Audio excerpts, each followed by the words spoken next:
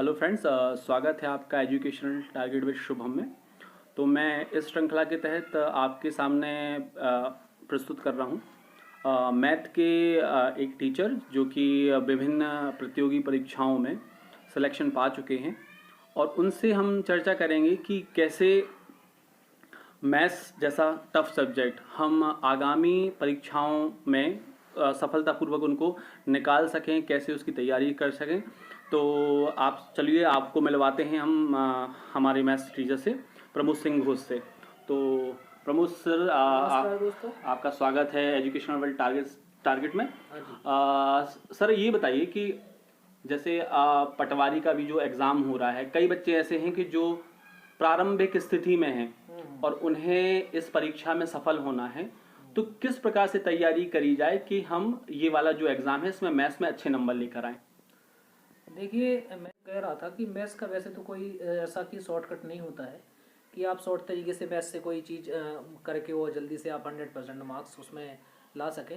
उसके लिए सबसे ज़रूरी है कि आपने मैथ्स लगाई है, लेकिन प्रैक्टिस जितना ज़्यादा से ज़्यादा कर सकें, जितने ज़्यादा से ज़्यादा क्वेश्चन आप पर डे लगा सकें, वो चीज़ ज़्यादा महत्व रखती है। और ख़ास तौर पे जो बेसिक मैथ्स जो अपने बच्चे पढ़ते रहे हैं वो तो ज़रूरी है ही, लेकिन एनसीईआरटी 9th 10th को इग्नोर ना करें। ख़ास तौर पे इस बार ज्योमेट्री और भी खास जो एडवांस मैथ्स का जो पोर्शन है उसके आने की प्रबल संभावना है कि ज़्यादा से ज़्यादा क्वेश्चंस जो हैं वो एडवांस से पूछे जा सकेंगे। क्योंकि सर एक और क्वेश्चन है। हाँ, कि जैसे कई बच्चों का ये है कि उनका जैसे कहते हैं ना, प्रारंभिक तौर पे उन्हें जोड़ घटाना भी जी। अच्छे तरीके से नहीं आ रहा है, और वो चाहते हैं कि शुरुआत बहुत अच्छी, अर्थमेटिक अच्छी हो जाए। ठीक है, तो उसके लिए आप कोई सब लोग कर रहे थे कि क्या बुक बता दीजिए आप जो प्रारंभिक तौर पे बहुत अच्छी हो और बच्चों को उससे बहुत लाभ हो अर्थमेटिक के लिए। तो अर्थमेटिक के लिए तो अपने यहाँ मोस्टली जो RS अग्रवाल है वो तो ज़रूरी है ही। अगर शारदा आप लगा पाएँ तो शारदा पब्लिकेशन की जो बुक आती है वो बेस्ट है, क्योंकि उसमें एडवांस का पोर्शन भी ऐड है और अर्थमेटिक का पोर्शन भी ऐड है। तो मेरे हिसाब से शारदा वाली जो बुक है उसको ज़रूर लगाएं एक बार, बहुत शानदार बुक है।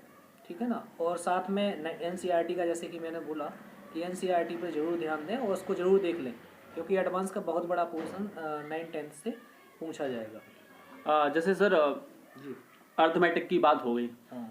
अब लोगों को सिर्फ डर है कि एडवांस की क्वेश्चन, क्योंकि लेबर इंस्पेक्टर का ही पेपर है और उसमें पटवारी ज्वाइन है। तो हमने आगामी जो पिछले वर्ष के पेपर्स देखे हैं उसमें मैथ का जो पोर्शन है वो बहुत ज़्यादा, मतलब एडवांस मैथ का जो वेटेज है वो बहुत ज़्यादा है।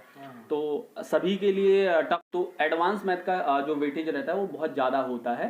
तो उसके लिए क्या किया जाए, क्योंकि एडवांस मैथ सभी के लिए बहुत ज़्यादा टफ लगती है, और ये पेपर जो है खास तौर पे जो सिलेक्शन वही पाएगा जो एडवांस मैथ्स में कर लेगा। तो एडवांस मैथ्स के लिए सबसे पहले मैं यही कहना चाहूँगा कि बेसिक को लेकर, यानी जैसे ही मैंने एनसीईआरटी बोला ना, तो इसका मतलब यही है कि पहले आप बेसिक में जो एडवांस होती है, जिसकी जो जड़ें हैं ना वो 9th 10th से ही शुरू हो जाती हैं एडवांस की। तो जो 9th 10th का जो पोर्शन है उसको लगाएं, और हो सके तो एक RD शर्मा की मैथ्स की बुक चलती है 9th 10th में, अगर वो लगा पा रहे हैं आप तो बेस्ट है। ठीक है ना। एडवांस के लिए शानदार है, और मेरा मानना ये है कि उससे बाहर नहीं जाएगा। अगर आप RD लगा रहे हैं 9th 10th का तो एडवांस का पोर्शन सभी उसी में। तो इसी के साथ मैंने बताया आपके लिए कि आपको मैथ्स के लिए आपको क्या करना है। सर पिछली जो पेपर हुए थे लेबर इंस्पेक्टर के, उसमें भी वेटिंग लिस्ट में रहे थे। अभी जो NTPC का जो रिज़ल्ट आया है उसमें भी सर का सिलेक्शन हुआ है। तो सर काफ़ी अनुभवशील हैं, और जो वो बता रहे हैं वो एग्जैक्टली सेम है। आपको वही चीज़ करना है जो सर बता रहे हैं। तो आपका 25 में से 25, मतलब रीजनिंग और मैथ्स की बात करी जाए तो 50 नंबर का वेटेज है। आप यदि वो कर लेते हैं सर के अकॉर्डिंग तो आप निश्चित ही सफलता प्राप्त करेंगे। और इसी तरह आप और नई वीडियोस के लिए ये वाला चैनल जो है एजुकेशन टारगेट विद शुभम, आप इसको सब्सक्राइब करिए। Thank you so much.